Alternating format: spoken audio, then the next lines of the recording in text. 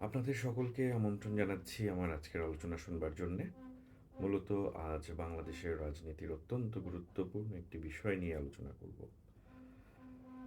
আমরা সবাই জানি যে আহ, দু একদিনের মধ্যেই আসন্ন নির্বাচনের যে তফসিল ইলেকশন কমিশন তা আহ, প্রচার করতে যাচ্ছে করেই খবর উঠেছে।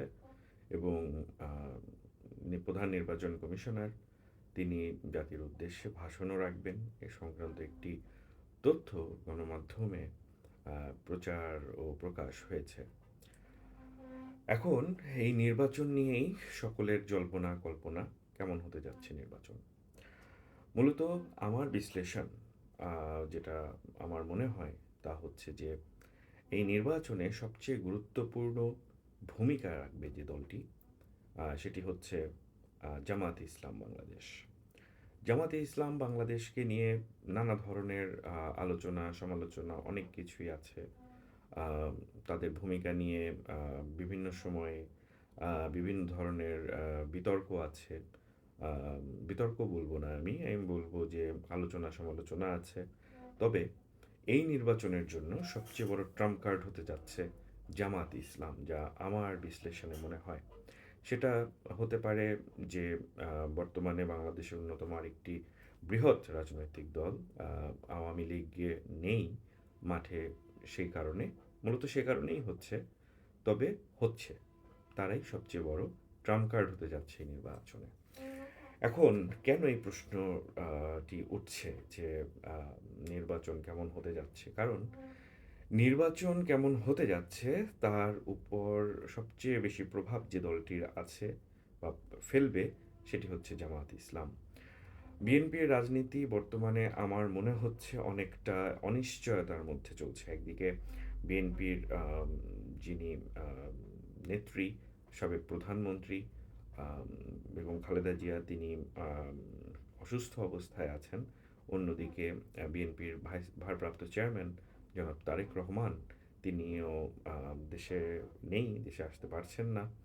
যে কারণেই হোক, তো বিএনপির রাজনৈতিক ভবিষ্যৎ বর্তমানে অনেকটা আহ, নেতৃত্ব সংকট, অনেকটা ডিসিশন নেয়ার ব্যাপারে কিছুটাই দ্বিধান্বিত বলে মনে হচ্ছে আমার কাছে। আর অন্যদিকে আওয়ামী লীগের মতো রাজনৈতিক দলও, বড় একটি রাজনৈতিক দল, তারাও বর্তমানে নির্বাচনের মাঠে নেই। যার কারণে বর্তমানে জামায়াতে ইসলাম অত্যন্ত গুরুত্বপূর্ণ একটা ফ্যাক্ট এই নির্বাচনে। আমরা দেখেছি যে বিএনপি জামাত এর বাইরেও আরেকটি গুরুত্বপূর্ণ দল যারা নতুন শক্তি হিসেবে আবির্ভূত হয়েছে, এনসিপির কথা বলছি আমি। এনসিপিকে নিয়ে মানুষের আসলে অনেক ধরনের আকাঙ্ক্ষা ছিল, স্বপ্ন ছিল। আহ, সেই আকাঙ্ক্ষা স্বপ্নের প্রতিফলনই নির্বাচনে দেখা যাবে। কিন্তু আমার বিশ্লেষণে যেটা আসে সেটা হচ্ছে যে এনসিপি জামায়াতের সাথে নির্বাচনে জোট করবে কি করবে না, সেটা একটি বড় গুরুত্বপূর্ণ বিষয়। কারণ এনসিপি যদি ৩০০ আসনে প্রার্থী দেয়, আম, তাহলে তাদের জোট করার কোনো প্রয়োজনীয়তা নেই। কিন্তু তারা যদি ৩০০ আসনে প্রার্থী না দেয়, তখন কিন্তু জামাতের সাথে তারা জোট করলে আম, ক্ষমতার দিকে যাওয়ার একটা সম্ভাবনা কিন্তু তাদের তৈরি হয়। কোলাবোরেশনের সরকার গঠনের একটা সুযোগ তাদের জন্য কিন্তু সেক্ষেত্রে তৈরি হয়, যেটা কিন্তু আমার মনে হয় তাদেরকে ভাবাবে। তো জামায়াতে ইসলাম আর এনসিপি যদি দুটো শক্তি জোট হয়, সেক্ষেত্রে কিন্তু বিএনপির জন্য এই নির্বাচন অত্যন্ত অত্যন্ত রকমের একটি চ্যালেঞ্জিং নির্বাচন হয়ে যাবে। এবং সেক্ষেত্রে ফলাফল যে কী হবে সেটা কিন্তু বলা খুব কঠিন বিষয়। আর এর বাইরে আমরা আরও জানতে পেরেছি যে এনসিপি, এবি পার্টি সহ আরও একটি রাজনৈতিক দল একটি জোট করেছে। এখন এই জোটের সাথে যদি আবার জামায়াতে ইসলামের জোট হয়, তখন কিন্তু নির্বাচনের যে ফলাফল, সেটা কোন দিকে চলে যাবে সেটা বলা আরও মুশকিল হয়ে যাবে। সেই নির্বাচনে বিএনপি কীভাবে নির্বাচনী কার্যক্রম, কোন আঙ্গিকে, কোন স্ট্র্যাটেজিতে সেটা করবে, সেটাও বিএনপির জন্য খুব ভাববার বিষয় হয়ে দাঁড়িয়ে যাবে। আর সেক্ষেত্রে ফলাফলটা অত্যন্ত গুরুত্বপূর্ণ বিষয় হয়ে যাবে। তো সার্বিকভাবেই বলা যেতে পারে যে এই নির্বাচনে সবচেয়ে গুরুত্বপূর্ণ ট্রাম্প কার্ড বলা যায় যেটাকে, সেটা হতে যাচ্ছে জামাতে ইসলামী দল, বাংলাদেশ জামাতে ইসলামী দল। এখন এখানে বেশ কিছু বিষয় রয়েছে জামাতে ইসলামী দল নিয়ে। সাম্প্রতিক সময় আমরা দেখতে পেয়েছি যে জামাতে ইসলামী দল তাদের দু একটি আসনে তারা অন্য ধর্মাবলম্বী প্রার্থীকেও তারা মনোনয়ন দিয়েছেন।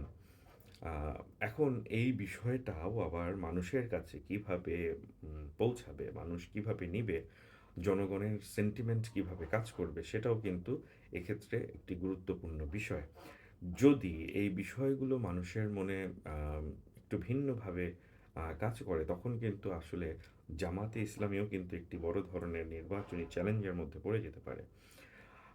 সবচেয়ে বড় কথা হচ্ছে এই মুহূর্তে না বাংলাদেশের নির্বাচন কেন্দ্রের যে নির্বাচনী যে বৃত্তটা, সেই বৃত্তর কেন্দ্রে কিন্তু রয়েছে জামায়াতে ইসলামী।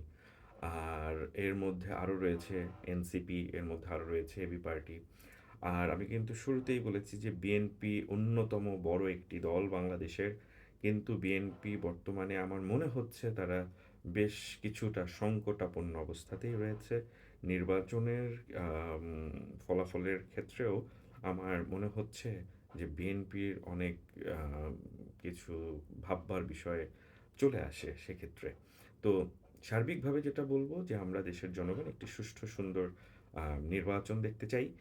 আর নির্বাচনের মাধ্যমে একটি জনপ্রতিনিধিত্বমূলক সরকার গঠন হোক, তারা দেশ পরিচালনা করুক, দেশ সুষ্ঠু রাজনৈতিক ধারায় চলুক। আর আরেকটি বিষয় আমি সর্বোপরি বলে শেষ করব, তা হচ্ছে যে এই নির্বাচনের আরেকটি গুরুত্বপূর্ণ দিক হচ্ছে যে আম, বিশ্ব কিভাবে এই নির্বাচনটাকে নিবে, সারা বিশ্বে এই নির্বাচন কতটা গ্রহণযোগ্যতা পাবে, সেটা কিন্তু আরেকটি বড় গুরুত্বপূর্ণ বিষয়। কারণ হচ্ছে যে বাংলাদেশে এবারের যে নির্বাচনটা সেটা কিন্তু হচ্ছে একটু ভিন্ন প্রেক্ষাপটে, একটু ভিন্ন একটি ব্যবস্থার মধ্য দিয়ে বলতে আমি যেটা বুঝাচ্ছি তা হচ্ছে যে একটি বড় অভ্যুত্থান হয়েছে, সে অভ্যুত্থানের পরে প্রথম নির্বাচন। তো সুতরাং বিশ্বের চোখ থাকবে এই নির্বাচনের দিকে। নির্বাচনের গ্রহণযোগ্যতাটা অত্যন্ত গুরুত্বপূর্ণ বিষয় হয়ে দাঁড়াবে। আর এই নির্বাচনে আমি শুরুতে যে কথাটি বলেছিলাম সেটি বলেই শেষ করছি, যে এই নির্বাচনে সবচেয়ে বড় গুরুত্বপূর্ণ যেটাকে বলা যেতে পারে ট্রাম্প কার্ড, তা হতে যাচ্ছে জামাত ইসলাম। আপনারা সবাই ভালো থাকুন, সুস্থ থাকুন। ধন্যবাদ।